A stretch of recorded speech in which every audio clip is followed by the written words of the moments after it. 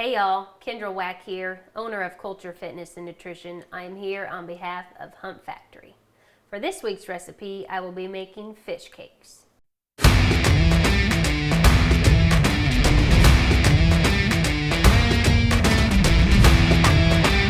First thing we're going to do is chop up the crappie.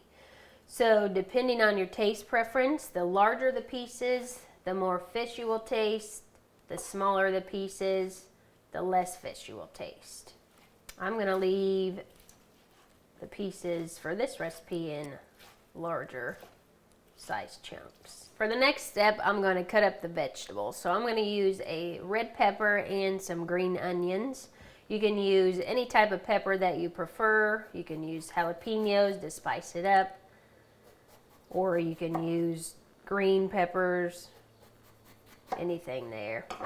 And you can also add in other vegetables too. I'm going to finely dice up the red pepper, and then the same with the green onions. Finely dice those up as well. Now that I have everything chopped up, I'm going to mix in eggs and breadcrumbs and some spices. So we're going to use 1 egg, 1 cup of breadcrumbs. You could use cracker crumbs, whatever you have easily accessible. I'm going to use panko just because it gives it a nice crunch. And then adding in spices. So garlic powder, a little bit of dill weed, and salt and pepper. And then personal preference of your own, you can mix in some hot sauce or you can leave it without. I'm going to use some Frank's hot sauce. You can use Tabasco, your favorite hot sauce. Now I'm going to mix this all up.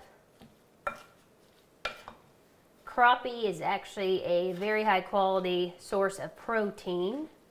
If it's in the fresh water, a pond, lake, it's not exposed to a lot of chemicals that you would get on farm-raised fish. Crappie is actually high in omega-3s, which is essential for brain health. It's also essential for reducing inflammation, which reduces risk for many diseases, such as arthritis, cancer, heart disease, and anything along those lines. Now that we have everything mixed together, we're going to form them into cakes. You can use a ice cream scoop if you want to make them more uniform. I'm just going to scoop out about 3 tablespoons worth. And you can also make whatever size you prefer as well. Now I'm going to dump in some panko breadcrumbs and cornstarch into a bowl, and then I'm going to roll the cakes in it. This is going to crisp up the outside and give it a little more crunch.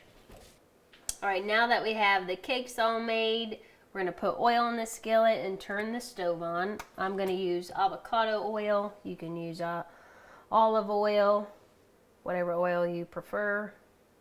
Just put enough oil to fill the bottom of the skillet. You don't want a whole lot in there or they'll get soggy.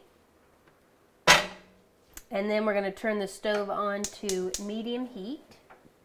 And then let the oil heat up before you start putting the cakes in there.